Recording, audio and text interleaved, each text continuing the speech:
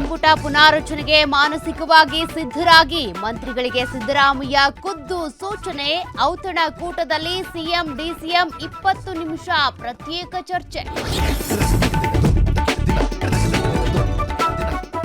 ಮತ್ತಷ್ಟು ತೀವ್ರಗೊಂಡ ಆರ್ಎಸ್ಎಸ್ ಚಟುವಟಿಕೆ ನಿರ್ಬಂಧ ಜಟಾಪಟಿ. ತಮಿಳುನಾಡು ಮಾದರಿ ಪರಿಶೀಲನೆಯಿಂದ ಸಿಎಂ ನಾನು ಆರ್ಎಸ್ಎಸ್ ಅನ್ನೇ ನಿಷೇಧಿಸಬೇಕು ಅಂತ ಹೇಳಿಲ್ಲ ಅಂತ ಪ್ರಿಯಾಂಕ್ ಖರ್ಗೆ ಸ್ಪಷ್ಟನೆ.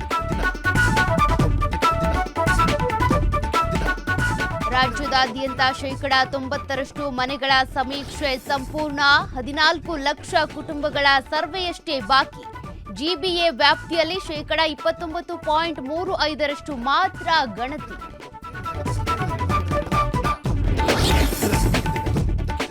ಹಾಸ್ಯ ನಟ ರಾಜು ತಾಳಿಕೋಟೆ ಇನ್ನಿಲ್ಲ. ಉಡುಪಿಗೆ ಶೂಟಿಂಗ್ಗೆ ಬಂದಾಗ ಹೃದಯಾಘಾತದಿಂದ ನಿಧನ. ಇಂದು ವಿಜಯಪುರದ ಚಿಕ್ಕಸಿಂದಗಿಯಲ್ಲಿ ಅಂತ್ಯಕ್ರಿಯೆ. 70,000 ಜನರ ಬಲಿ ಪಡೆದ ಯುದ್ಧ ಕಡೆಗೂ ಅಂತ್ಯ. 2 ವರ್ಷ ಹಮಾಸ್ ವಶದಲ್ಲಿದ್ದ 20 ಒತ್ತೆಯಾಳುಗಳ ಬಿಡುಗಡೆ.